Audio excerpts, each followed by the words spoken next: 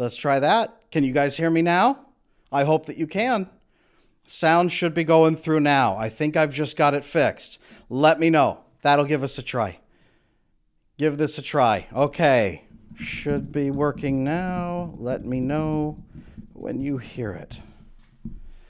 That should do it. Can you guys hear me now? Let me know when you can hear me. We have sound. Hallelujah. Okay. It was working perfect, guys, earlier. I don't know what happened, but thank you. I got off on a roll, but that's okay. We're going to launch right back in. You know, the beauty of a securely attached relationship is that we can correct like this and help each other and take care of each other. So thank you for having secure attachment, and we're going to work on this right now, okay? Here's what we're going to do, okay? I'm going to start over. I'm going to tell you exactly what we're doing here today. Here's what I want you to understand, okay? Very, very, very important that you understand this. Most couples do not fall apart because of big, big betrayals. Most couples, they fail, their marriage fails, their relationship fails because they fail to misread each other over and over and over. They are misreading each other so much that they don't actually ever really understand what the other person's saying. And because of that, they fall apart. I'm going to say this a second way. This is going to sting, but I'm going to tell you this. You don't ever really just fall out of love with a partner. That's not a thing. Your dopamine can run out, but you don't just fall out of love with your spouse and then get a divorce. Your love is killed through repeated cortisol associations, not being understood, not knowing what to say or how to say it, not knowing what your roles are or how to take care of each other appropriately, not knowing how to negotiate for the love that you need. And I don't mean transaction-wise. I mean just tell them what you need and get your needs met and take care of them in return. Most couples fall apart because they misunderstand each other so crucially, so many times that it kills their love. Okay? Chat, thank you for checking in with me here. I appreciate you guys. You are awesome. Okay? Today, in this video, I want to show you the exact structured blueprint for a successful, loving, intimate marriage that your parents were supposed to teach you. And they didn't teach you. Probably because they didn't know themselves. Okay? Marriage here in the West has been disintegrating for at least 80 years, but I think 100. Okay? Marriage has been disintegrating. And if I look down, it's because you guys are right here. I'm paying attention to you over here in chat. I want to make sure I'm seeing what you guys are saying over here. I got off on a roll before, and I'm going to make sure I take care of you. But marriage has been disintegrating in the West, and nobody knows what to do anymore. So people are just surviving. They think they have to build a marriage from scratch and go in completely blind, and that's not the case. There is a successful, correct blueprint for building a healthy marriage. There is flexibility inside of it so that you can move back and forth according to different skill sets and what you need, but there's one correct path. Now, I can't teach you that only in 1 hour today. What we've got, I know it will take at least 8 hours because I built a video course called How to Build a Secure Marriage. I'm going to talk to you about that today, but in this video, I need to teach you some key elements none of you have ever known that will make the difference between a healthy, successful marriage where you can love each other for a lifetime and becoming one more divorce statistic. I don't want anybody out there to have that problem. Now, I know not all of you are married, and that's fine. Some of you are married. Happily married, or mostly you've got kids. Maybe you just don't have enough time for each other. I want to show you how to build enough time for each other so that you can build a successful, loving, intimate connection so you don't fall by the wayside years from now. Some of you are looking at divorce. Did you know August is the biggest month of the year for divorces? I want to help protect you now so that that doesn't end up you in August, okay? Some of you will, and I'll be here for that, but I want to protect as many of you as I can. Some of you, your marriage already failed, and you're at the other end of it now. And you're thinking about making sure it never happens again. And I want to show you how to do that too. And finally, some of you, you're not married.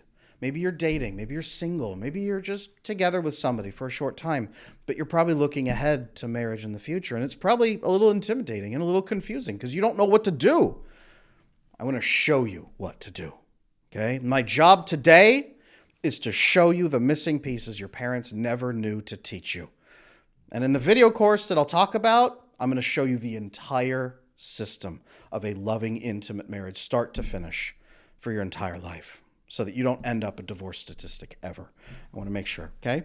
Today, I'm checking down here at chat. Thank you. Sounds great. Excellent. Yep. Exit. Come back for sound. Good. Thank you. I appreciate that.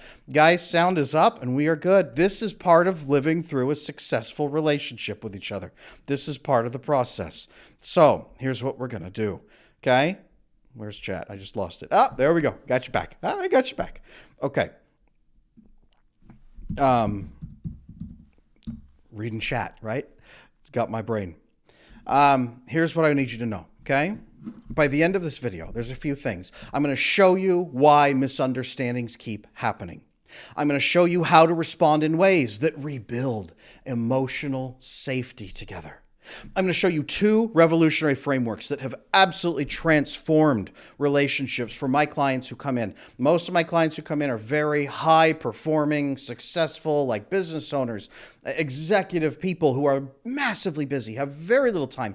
Some of them are family people who have a lot of kids or very little time at home. Sometimes they don't have any babysitters, so it's hard for them to have date nights. So many problems, right? I'm going to show you 2 frameworks that have changed everything for them. These frameworks have a 98% success rate for my clients, people who stick to it and actually go through it. Incredibly helpful. Now, at the end of this, we're also going to do a live Q&A. I'm going to take some questions over here from the chat. I want to make sure we cover that. I'm also going to have a giveaway at the end, so please don't leave. I'm going to, 2 of you, okay? Besides the winners from the Instagram giveaway that we did, I'm going to pick 2 winners from this class at the end of this to give the course to, okay? This is an 8-hour video course plus bonus, plus guidance, plus handouts, plus exercises, plus trainings, everything inside of there. All you have to do to participate, make sure you're following me on Instagram. And at the end of this live stream, I'm going to tell you exactly what to do. So do not wait. The end of this live stream, don't go anywhere, At the end of this live stream, big giveaway for those courses, okay? New course that's launched today, just today, the Secure Marriage course, what I call how to build a secure marriage. Okay, this is the course to show you exactly what to do. Now I'm going to paste in chat. I'm going to paste to the course the link. There is the link if you guys want to check it out. Make sure it doesn't take you away from here. But that is the video course. If you guys want to check out the page and listen to my sweet, sweet voice as you go scroll through that, that's fine. But inside that marriage course, you're going to learn the exact perfect blueprint for building a successful, loving, lifelong marriage. The one that doesn't just avoid divorce, but builds you an incredible experience together. First, right now, I want to talk to you about the real reason, though, that couples always feel misunderstood. Okay, couples feel very misunderstood. Chat, has anybody out there felt misunderstood in their relationship? Has anybody felt like the other person just wasn't getting you? Has anybody ever felt like there was a glass wall between you that you couldn't get through? And it wasn't that you were incompatible. It's that your words somehow weren't getting through to them. They weren't getting it. And if they could just get it, it would be okay. Chat, let me know if that's ever been you. I want to hear. And then, have you ever felt like the other person wasn't decipherable to you? You couldn't quite figure out what it was they meant. You couldn't figure out maybe what they wanted. You couldn't maybe figure out, what does this human being need from me? How do I take care of them? How do I take care of them? And you just wanted to understand so bad. Today I'm going to show you why that happens.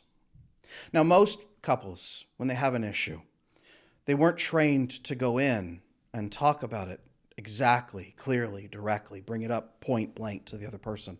That usually feels like an attack. So most people, if they have attachment issues, and I'm assuming many people here on this channel do, or they love someone who does, most people go in and they try to hint.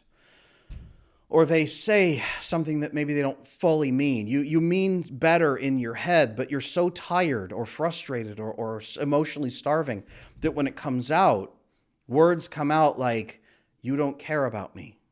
I feel like you don't care about me. Right?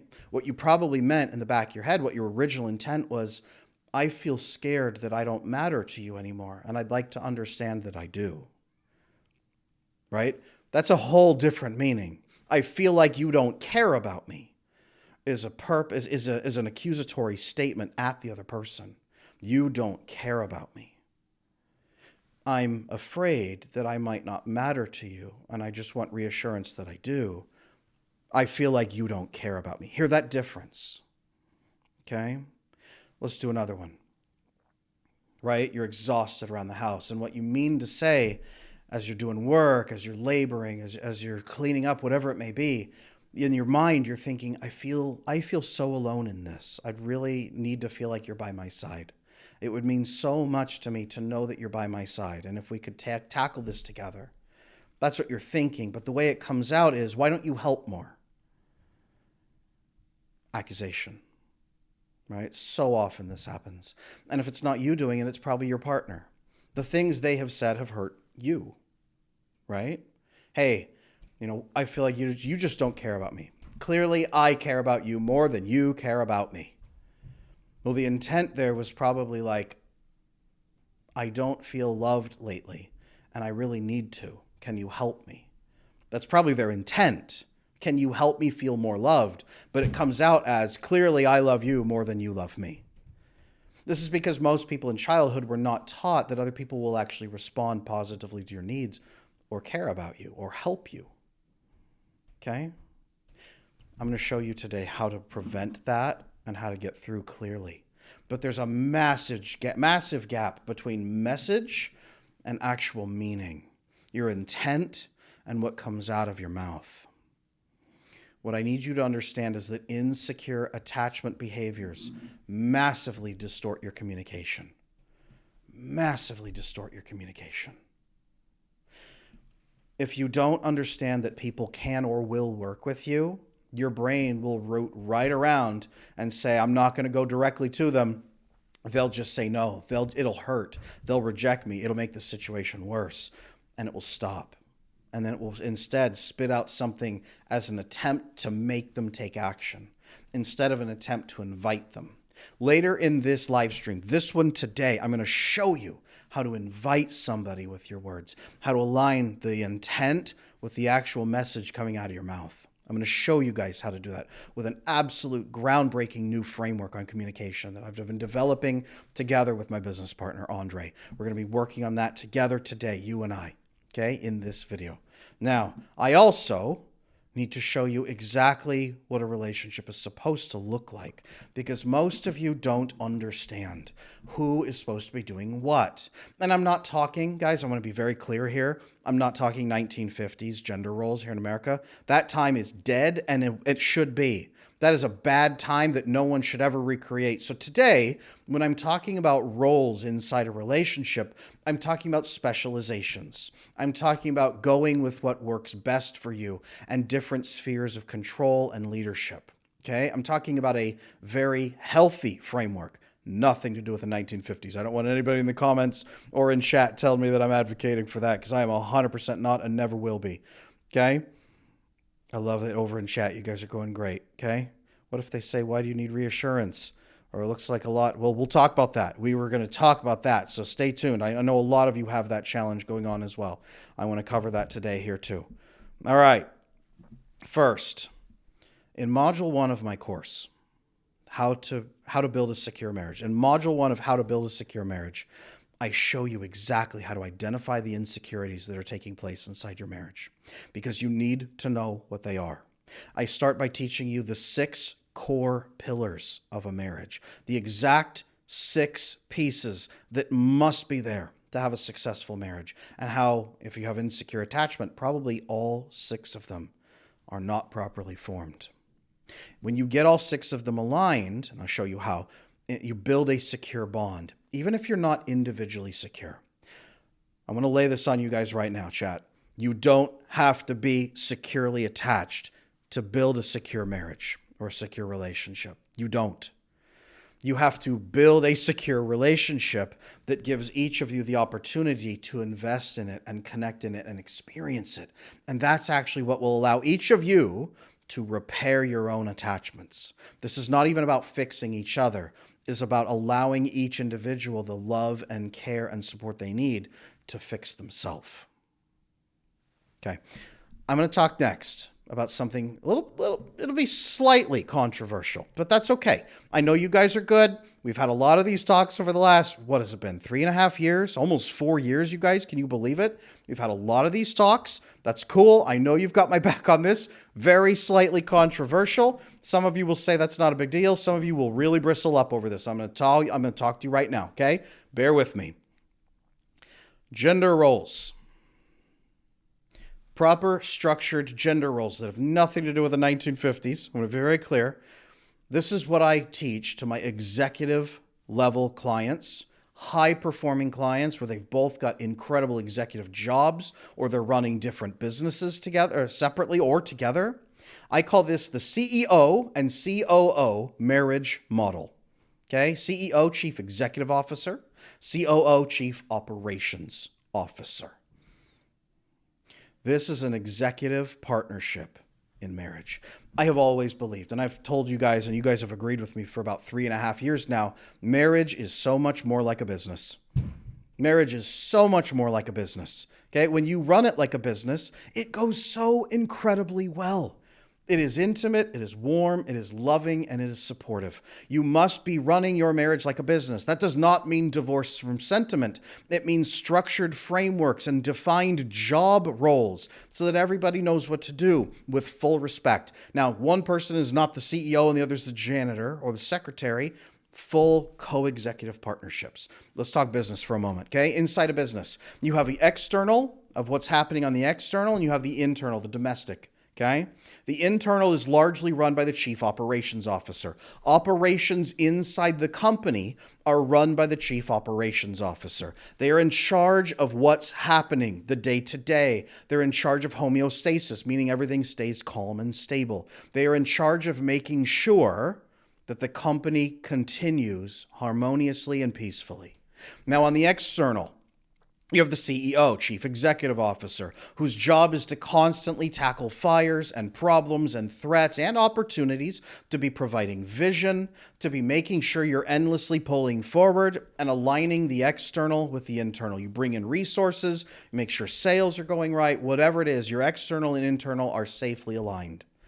Okay? In a marriage structure, you're building it like a business. Your business happens to be family and well-being. Okay, when you turn a profit, but there is money involved in a family. There's all kinds of things involved. You must run it like that. So in this marriage model, this is going to be true for probably 95% of couples.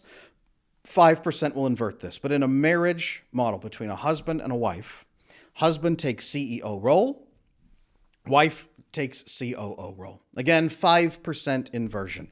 5% inversion, where you're going to see the wife take the CEO and the husband take the COO. I've seen those very, very rarely, but they do happen. And they can be very successful when they're implemented correctly. But 95% of the time, husband takes the CEO role and the wife takes COO. Why? Why? Because romantic love fades without structure. Marriage is a business with emotions, not an emotional circus. Okay? Man as CEO provides vision. Now, ladies out there in chat right now, do you want your man providing vision and guidance? Do you want him providing various levels of protection? For example, did you know, chat, that men should provide 4 levels of safety for a woman? First is physical safety. And that doesn't mean that you have to be there day and night to protect her from saber-toothed tigers like our ancestors did, but physical safety. Okay? Safety from you. You are physically safe, but safety from the world as well. Your presence brings physical safety. Number 2 is resource safety. And this doesn't mean she's just sitting there waiting for him to give her money. She can have her own money, but you take point on resource safety, all kinds of resources. You take point in making sure it's good. If there's a risk or a threat, you take point on protecting, okay? Resource safety. 3rd is emotional safety. She knows that you will always be calm and disciplined and ready to handle a crisis or an issue without blowing up and exploding. And you're going to manage your own emotions, your own fear. A lot of avoidant men fail this point because they don't manage their own fear appropriately. Their stress level in particular gets out of control, so she never knows what part of you she's going to get. And number 4 is bonding safety. She knows that you are truly, intimately, fully, completely bonded to her, and that she doesn't have to worry about being abandoned, betrayed, cheated on.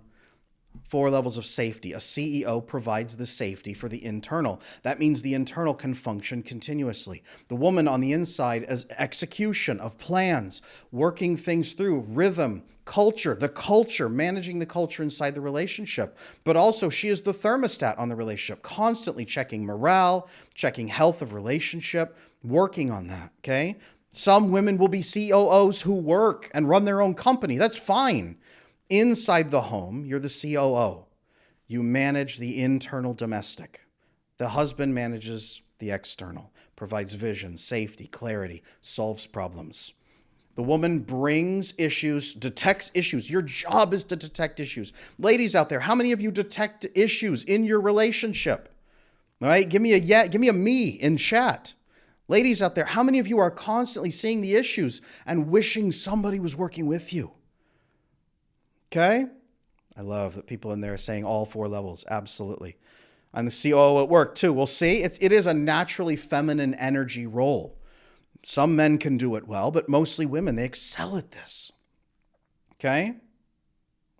So, providing that vision is the husband's job, but maintaining that homeostasis and detecting problems is the wife's job. Now, she brings those issues to the husband. He must be calm and respectful and receive the information. She has to be calm and respectful and bring the information, hopefully in a measurable way he can understand. We're going to talk about that here in a minute. Measurable language is important. Both need to be calm and respectful. She brings a challenge. This is a challenge we're facing. I need your help. He goes, okay. He asks a lot of clarifying questions to understand. Then he presents a solution and says, I think this could work. And not, should we do it? You're the boss. But do you see any issues with it before we implement it? And she says, yeah, I think we could change this and this. This would help. Great. He says, this is what we're going to implement. I'm going to take point on this. Here's your role. Here's my role. We're going to meet again in a week and make sure this is going well. Thank you for bringing me this challenge. Let's get it covered today. This is an amazing CEO who in business would be great.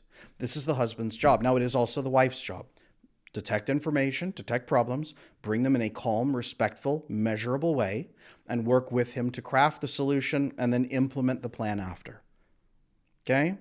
Now this works with our nervous systems instead of against them. The male nervous system is designed to go out, experience overwhelming stress, come back, immerse into peace, and refresh and heal. Then go back out, experience stress, come back, immerse into peace and heal. The male nervous system is designed for that. The male brain also goes into the back to observe and then instantly forward to act upon without much second thought. Okay, makes us great deciders and great action people. Not great analyzers, not great at operations. Okay? I see a lot of ladies saying, absolutely, this is me. 100%. Okay? Now, this is a good piece right here. You don't want to miss this piece. Okay? When you do this successfully, everything feels safe for everybody. The female nervous system is designed to not go out and seek constant pain and struggle and hardship. Your fertility will tank, your estrogen goes down, your oxytocin receptors close, you'll have chronic pain, migraines, headaches, health issues, all kinds of hormonal challenges. Your system's not designed to be under constant pain and stress. You'll have resentment toward the man who's not, in your eyes, doing his job. Now, the role here is not man is boss, woman is second. These jobs are not divided based on value. He's not the CEO because he's better. It's jobs divided by tasks. The CEO takes these tasks, the COO takes these tasks, brain types. Okay, like I said, 5% variance, unestimated. But 95% of people, this will align. Now, like true healthy executives, you can swap pieces and say, I'm really better in this area, I can take this. You're better in this area, you can take this, and swap them back and forth. This is a beginning framework for people who've never had any framework. So if you're struggling, this will help. It removes all power struggles. It creates predictable roles that allow for real, loving romance. And it's not rigid. Flexibility is built into this system. Now, inside Module 2 of the How to Build a Secure Marriage course, we show you exactly how to define those roles based on your strengths and how this structure frees up emotional safety and passion and drives an intense, passionate marriage for the both of you, lifelong, that actually builds, you guys have learned about vasopressin. This is the pathway to constant vasopressin bonding. Anybody out there over the last 3.5 years, you've asked me, Adam, how do you vasopressin bond? And you've thought you have to go out and do something magical. This daily vasopressin bonds you as a couple, just by daily life. Now, vasopressin is the #1 most important bonding hormone for longevity. It makes men more protective over their partner, more guarding over the marriage, even guarding against himself sabotaging it. Did you know in prairie voles, this is fascinating research, their brains are very similar to ours, so we study them. In prairie voles, when they go out and take prairie voles and they block their vasopressin receptors, they can turn very monogamous prairie voles into cheaters. Now, what's fascinating is if they find prairie voles that are cheating, they go out and they take them and they inject vasopressin fully into their systems, and those prairie voles become intensely monogamous. The male prairie voles overwhelmingly monogamous and defensive of their partner, their mate, and protective of their safe little bond that they share. Vasopressin. Exactly, you're typing in chat. Perfect. Now, this marriage structure builds that daily. Imagine injecting your husband with monogamy serum every single day, where he's pumped and fulfilled and thriving and adores you. Guys out there, imagine an easy, peaceful, loving structure where you know exactly what's going on and you can solve any problem as it comes up as a team. Now, I want to talk about how we actually communicate, though, to make this work. And this is a very important communication structure. Again, I've been building with my business partner, Andre. We've been working on this together. We presented it up at my retreat. It was massively successful. We've been teaching it to a select few, especially executive level clients. It is helping them thrive, not only at home, but in the boardroom and at work as well. Okay? I'm going to teach you this structure. It is a negotiation-driven relationship structure, NDR, negotiation-driven relationships. The communication approach is this. This is the real marriage superpower right here. This is how high-level, functioning, intimate, securely attached couples communicate. Okay? There are 4 levels of communication that we've been able to fully identify. 4 levels of communication. We're going to go through them together very quickly, though. The bottom 3 are the ones you don't want to do, and they're the ones that people with attachment issues default into. Now, level 1, force, coercive communication. This conversation is over. We're doing this my way. I'm telling you what I want because I'm the one that matters. Forceful, blunt, direct communication. People with personality disorders will default down to this one because it's coercive and powerful, but it severs the relationship almost the moment you use it. People only tolerate this when they're in a almost like emotional hostage situation. Level 1 is force. Nobody wants to be here. It betrays the other person's trust.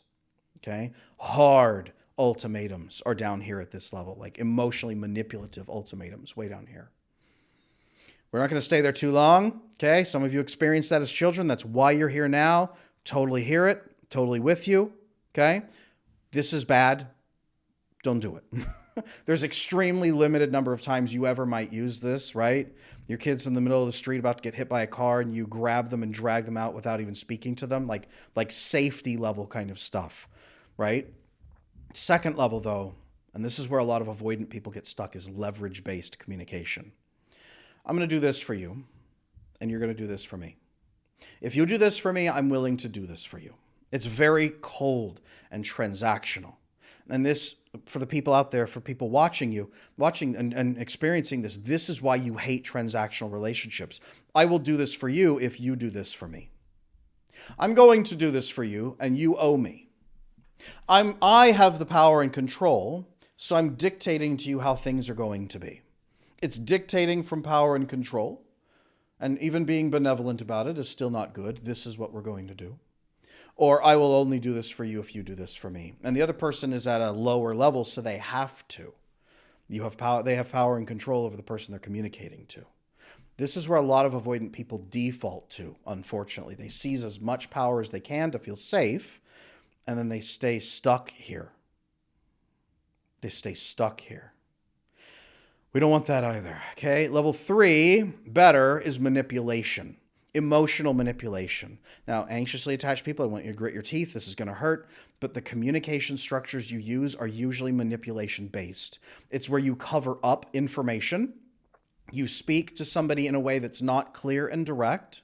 You try to inspire feelings to get outcomes, even if they're not exploitative. You're probably not exploiting anybody. You are actually probably trying to give to people, but unclear, inexact communication to try to get an outcome or get someone to act is manipulation. Avoidant people, disorganized people, and anxious people really play here in manipulation area because they're afraid of direct, exact, measurable communication because they're afraid they're going to get laughed at, punished, rejected, abandoned. It doesn't feel safe. Okay? So what do we do instead of these things? Instead of when we talk, right? Well, I just feel like you don't care about me anymore. No. I need to feel reassured. Can you spend 5 minutes telling me how much you love me? No, I feel like you don't love me anymore. I feel like I just love you more than you love me. That's all, right? I need to feel like you're grateful. I need to understand that you actually see me. Nope, I love you more than you love me, right? That's the manipulation-based communication. You're trying to get them to comfort you. Even insulting yourself. I look really ugly today. I just don't really look very good today. I know I don't look very good, right? Fishing for compliments is a manipulation. Even fishing for compliments by insulting yourself in a way you mean, but you're hoping for reassurance, still manipulation. Doing 5 nice things for them, hoping they'll be inspired to do 1 nice thing for you, still manipulation. Okay, we got to cut that out. So what do we do instead? Well, there's something that many of you will think is a dirty word, but it's a beautiful word, persuasion. Persuasion's a dirty word because we think it's manipulation. We misunderstand persuasion as manipulating. Persuasion is more like philosophers explaining to you what you think. A Socratic discussion, for example, back and forth. This is the best way that I think, and here's why. Let's handle the objections and let's talk about it. Persuasion is all the cards on the table. This is the only level that sustains and builds love, by the way. Healthy couples use persuasive negotiation. Not to build transactions, but to persuade and negotiate. Negotiating is not, hey, look, buddy, if you go on a date with me, fine, I'm willing to have sex with you. Okay? That's not it. It's not, hey, I'm doing the chores so that you'll have sex with me. That's not that either. Okay? It's not a transaction. It's a negotiation. Negotiations especially are capacity-based conversations, not character flaws.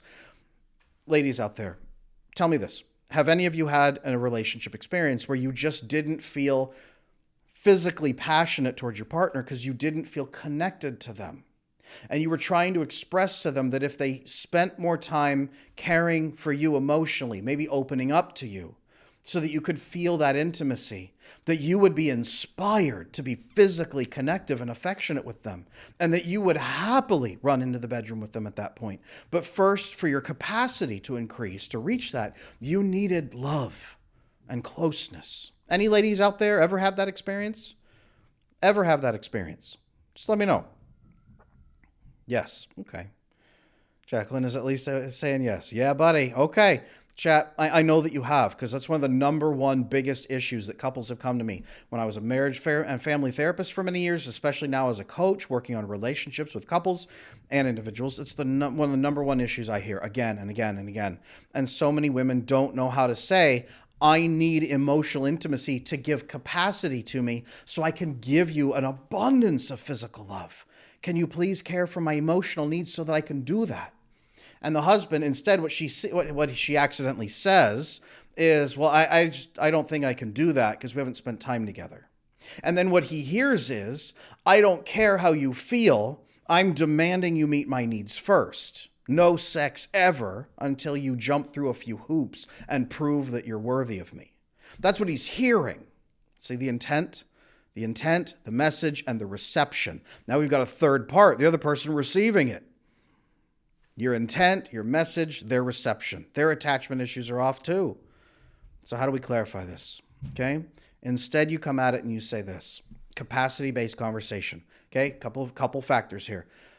You actually go to the person and you acknowledge, hey, look, I know you need love. And I know that you experience love best in a physical way quite often. And I know that you're really hurting for that. And I want you to know I'm actually very sad that our relationship doesn't have it. And I would like to give it to you. I would really like to have a marriage that is thriving in the bedroom. I want that. I'm not able to get there right now because my capacity is very low. I'd like you to help me with that so that I can give that to you and share it with you. Not even just give it to you. I want it too. But my capacity is so low. Can you please help me? Here is what I need. I need this emotional closeness. Now, you also have to define what emotional closeness is. It's sharing personal context about your feelings, your thoughts, and your experiences in a way that is understood that the other person is going to receive it patiently and peacefully and not use it against you. Emotional closeness. It's drawn from emotional safety. I want you to share your personal thoughts with me. I want you to reflect on your day, not intellectualize and give me hard data points and bullet points, but reflect on your day. Share your priorities with me. Share your desires with me. I want to really understand you. And if I can really understand you, I'll feel so much safer, but I'll also understand that I'm a priority to you. And as that builds in me, I have a bonding hormone called oxytocin, which is a massive driver of my sex drive, the female sex drive. I call it the oxytocin pipeline. That's included in the course, by the way. I included in there how to build female Viagra through emotional intimacy. So any men out there who want to learn female Viagra, like almost on demand, like you push button, receive bacon kind of experience, right? Push button, receive love. The oxytocin pipeline is inside the course as well. Okay, don't miss that. But ladies out there, I want to give you this. You say, I want to give you what you need, and I need it too, but I don't have the capacity. Can you help me by doing this, this, and this? Very clear, exact. These 2 or 3 things to this extent, I will have so much capacity and I'll be happy to meet you in that place. This is a negotiation. See how it's not a transaction? See how you're not controlling, you're not yelling, you're not angry. Okay?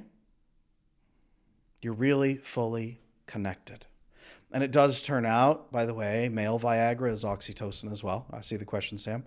It does turn out, actually, long-term after the first year, when dopamine has worn off at 7 months, male Viagra, it's actually driven by oxytocin. Many men who need Viagra have excessively, massively, brutally low oxytocin deficiencies. And oxytocin is that bonding hormone drawn from emotional closeness. Men need it too. Men need foreplay, they need check-ins, they need playfulness during, they need it extended, they need aftercare, they need emotional closeness with you too. Otherwise, they have to try to make up the difference in other ways that are less palatable to try to get themselves ready for the act. Many of you have experienced that too. Very, very, very, very important. Okay? Now, most couples who use this approach, they navigate sex, chores, money, parenting, issues, whatever it might be. In fact, you could say, if you can give me 10 minutes of connection, I'm happy to give you that love and that connection you're looking for afterward. But I need to check in. Okay? I've been married 16 years. My wife and I, we have 5 kids together. I run a home business. Guys, I understand being tired. And I understand that my wife, her capacity sometimes is a little bit low. But she doesn't say no. She says, I'm exhausted. I'm drained right now. If you can give me 20 minutes of talking and snuggling, holding hands, or let's go for a walk on our property. Let's walk up and down the street for a little bit. Let's relax. Just let me feel you in my life for a bit. And then I'm happy to meet you there. Cool. I can 100% do that. Make sense? Now, Module 3 inside the course trains you and your partner to solve every relationship issue with negotiation, including scripts. There's templates, scripts, and guided conversations. And I have an extensive bonus video at the end that walks you through even more applications of the negotiation-driven communication approach. Okay, make sure, if you need that, pick up your copy of the course. Now, let's talk about how to respond to conflict as a team, okay? Because conflict is a big thing. Conflict is very important, you guys. There are 3 steps to repairing emotionally after a conflict. I just want to be very, very clear on this, okay? When you have a conflict, Now, conflict is here, confrontation, or it can lead to cooperation. For many of you right now, conflict is leading to confrontation, fighting, pulling away, being hurt. Even if it's not an explosive confrontation, it's a pull away, pain, sadness, right? And then many of you afterward, have any of you ever had this experience where after a conflict, things are not fully repaired and you feel like you're walking on eggshells for a few days, wondering if it's going to blow up again, wondering how you feel? Have you ever been like, hey, how you doing? Well, what are you thinking? Things okay? Are we all right? You know, you check in hoping that you'll get some data and, well, yeah, sure, good, fine, and then you just kind of have to sweep it under the rug after a few days or a week or a couple weeks and hope everything's fine. Yeah, that's death. That's death. Nobody should have to experience that. I don't want you to experience it for even one more minute. So there is something afterward that must take place called reconciliation. Okay? Incredibly important that you have reconciliation afterward. Sometimes we call it emotional repair. 3 ways you can do this. Okay? When someone experiences something and says they're hurt, sad, upset, you can say, validate. Now, validate, men have a big problem with validating because they think it's just agreeing the other person's right, and that's wrong. Validation is, I understand that you feel that way, and it's important that we resolve that feeling for you. That's all validation is. I understand that you feel that way. I don't feel the same, but it's important we resolve that feeling for you. That's all validation is. I care about you, and I want to help you feel better. That's all that validation is. Men usually go into it and say, that's not how it is. No, that's not true. No, that's not accurate. No, that's not. And they nitpick, like cut it apart. And the other person says, you don't care how I feel at all. You're just telling me I'm wrong and to shut up. Okay, validate. I understand you feel that way. And I'm actually really sad that you feel that way. That hurts my heart. I don't understand it. I don't feel that way exactly. But it's important that we resolve this for you. One great way for validation is to say, I didn't realize you were carrying that. I really didn't realize that you were carrying that. That sounds very sad. I'm very sad that you're feeling that. We often say, I'm sorry you're feeling that. No, I'm sad that you're feeling that is a much better approach, okay? Validation. Massively important, okay? Now, next, and I want to teach you guys this, very, very important. The vast majority of couples that come into my coaching practice, a big part of the reason they're there is because they don't ask each other questions. They're throwing statements at each other. The anxious person is like over-explaining, trying to control the narrative to make sure they don't get abandoned. And the avoidant person is throwing out statements about how they see things, but everyone's just making statements and throwing rocks at each other as words. Asking questions is where you actually show that you care. Really, asking questions is the only real proof that you care about somebody in the moment. They feel cared for and loved when you ask questions. A great question to ask is, what does this feel like for you? What does this do in your daily life? This feeling you're having, the situation we're experiencing, what does it feel like for you? Or what does this do? What impact is this having for you? What impact is this having for you is a great word, great phrasing that even avoidant people can use. And it's basically like a status report. If a woman says, I feel like we're not close enough anymore, and in his brain he's thinking, I don't know what the heck that means, he can either say, wow, you're crazy. I don't get what you're saying. Why are you whining? I don't recommend that, because it's really massively destructive. Some avoidant men will say that. Instead, tell me more. Tell me more. Invite. Tell me more. What does that feel like? Avoidant men especially, their prefrontal cortex is overdeveloped to squash emotional expressions, so they don't really understand or identify or label feelings. What does that feel like? What impact is this having for you? Again, guys, CEO, the husband as CEO, asking questions. What does that feel like? I don't really feel close to you anymore. What does that feel like? What does that feel like for you? What impact is that having? When was the last time you did feel that we were closer? Okay. Well, what do you think changed? Well, what would need to change, the minimum amount, just for us to get to a place where you do feel that again, or where this changes? right? Asking questions. This is a husband's job, a CEO's job. The CEO who doesn't ask questions runs his company right into the ground, and everyone hates his guts. You lose your best talent that way. Asking more questions, okay? And then finally, as you've asked all these questions, teamwork. Okay, what can we do together to make this work? How can we tackle this together? How can we solve this as a couple? One great framework I have for couples is this. I have them do a weekly check-in, and this is inside the course. And the first question is a number scale and how to really frame how you're each feeling in the relationship. Most women feel very safe with that. But the second follow-up is this. What can we as a couple do to improve that for you? Not what can I do? What can you do? What can we as a couple do to improve that for you? Teamwork. You got to be a team or there's no point being together. Okay? All of this stops that spiral of defensiveness and eggshells, and it massively reinforces emotional safety over time. Now, inside the course, you'll learn to set up those weekly marriage meetings. Those are structured, safe talks. They rebuild trust in minutes a day. Okay? Couples often see improvements, sometimes in 2-3 weeks. You'll notice small wins, usually within a couple of days, but a couple of weeks, you're both reporting like, yeah, actually things are good.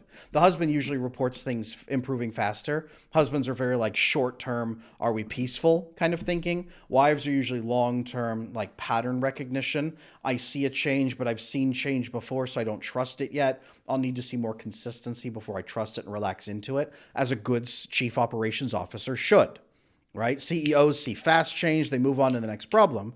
The COO needs to look at overall safety, protectiveness, and durability inside the relationship. Absolutely crucial that they have that built in, okay? Now, in a moment here, I'm going to have somebody very special join us who's going to come in and talk about a lot of the things that we're working on here, okay? She's going to be joining us here in a little bit. It'll be very, very exciting, and I'm looking forward to that. But as we're waiting for her, I want you to understand this. This video course, it's, I don't want to say like it's my biggest work ever, but it's the culmination of all my years of training and experience as a licensed marriage and family therapist. It's all the things I've learned working diligently with attachment and hyper-focusing on attachment. All my time working with high-performing couples with exceedingly narrow margins of time that they could spend on things.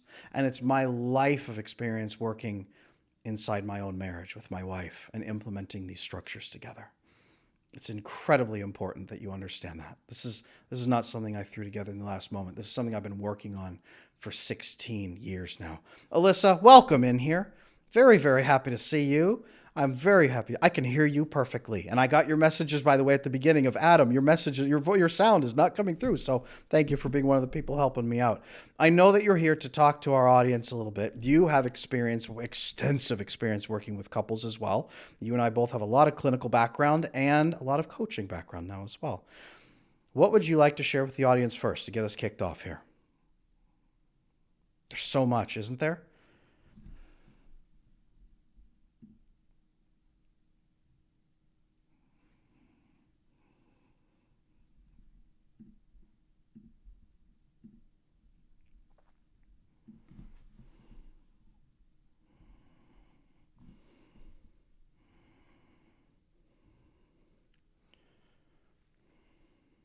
That's a great question. Oh, that's such a great question because most women are so, and rightly so, they don't want it to be transactional. As a good chief operations officer, they want high morale, they want legitimate connection, they want a healthy, thriving experience inside the relationship, right? Sure. Oh, I can hear you perfectly. Okay. Well, that's a whole new experience. Oh, yeah, everyone can hear me. Let's see. Make her pause for a bit. Okay. Well, let's see here. I have mine. I have no idea. Maybe. Okay, that might be. That's okay. Guys, Alyssa is working on her microphone and her sound right now as we're trying to get this through. I can hear you just fine. It might be a streaming thing.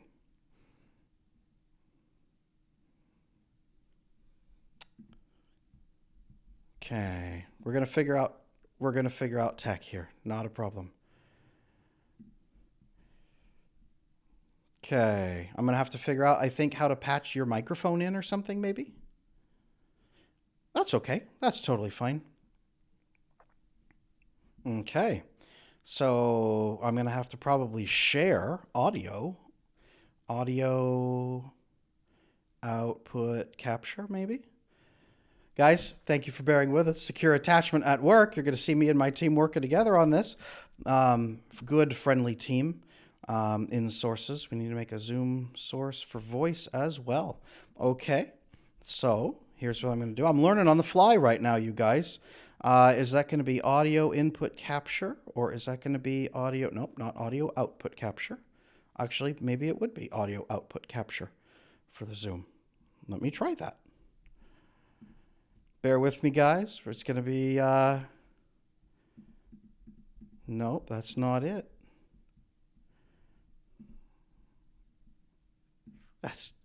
You're going to make a joke, but they can't hear you. That's okay. Audio output capture. Audio input capture. Nope. I already shared the window here on Zoom. Display capture, video capture, window capture. Window capture is on. Audio input capture, maybe?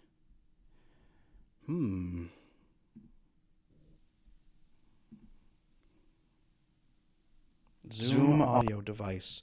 Let me try that one. Go ahead and talk, Alyssa. Does anyone hear her? Okay, chat, you let us know if you can hear me and Alyssa both together. I hope that you can. Give that a shot. Chat, let us know. Can you hear us? Yes? Can you guys hear us? Chat, can you hear us? Nope, not yet. They can hear me, but not you. Let's try audio input capture 2. No. And when Alyssa talks, it's showing up in my OBS. Only Adam. Share her screen on Zoom.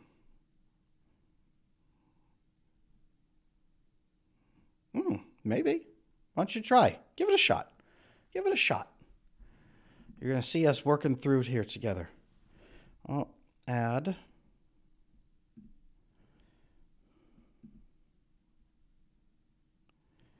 Yep, add application audio capture. Okay, hold on, guys. I think I've got it. I think I might have figured it. No, not figured out. I can't say that. I think my team might have figured it out for us. Add.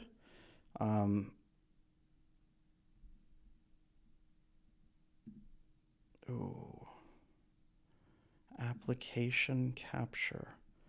Audio input capture. Browser. Audio input capture 3. I have a Zoom audio device, but that's not doing it.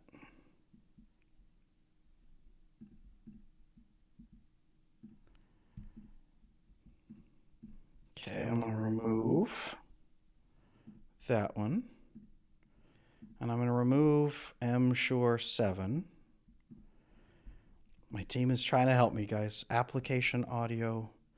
I don't have an application audio capture for some reason.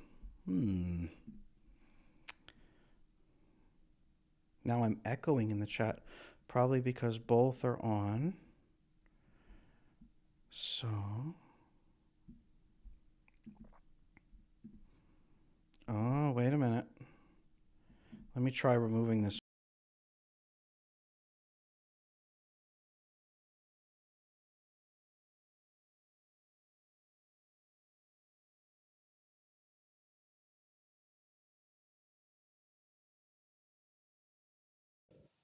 And amateur 7. There we go.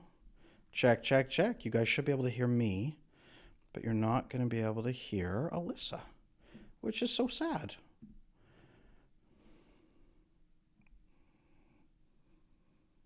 Yeah, chat's trying to help. I appreciate you guys trying to help us. That's awesome. You guys lost me. Can you hear me now? Now can you hear me? Am I back? I'm back. Okay, so they can hear me. They can hear me just fine. Is she muted? Muted? Remove headphones. I don't think you're muted. I can hear Alyssa just fine over on my end through Zoom. And then we're routing through OBS. I don't have application capture. Audio output capture is all I've got.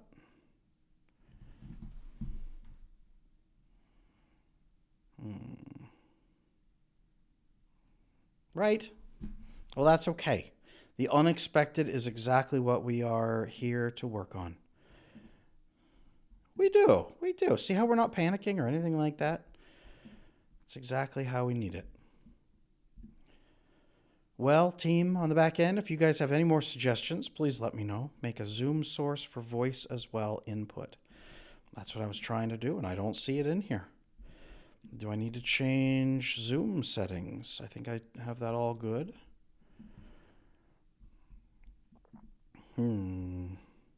This is the most exciting part of the stream. You actually get to see us do this.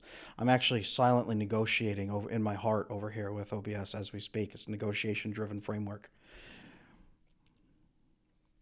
Mac OS audio capture.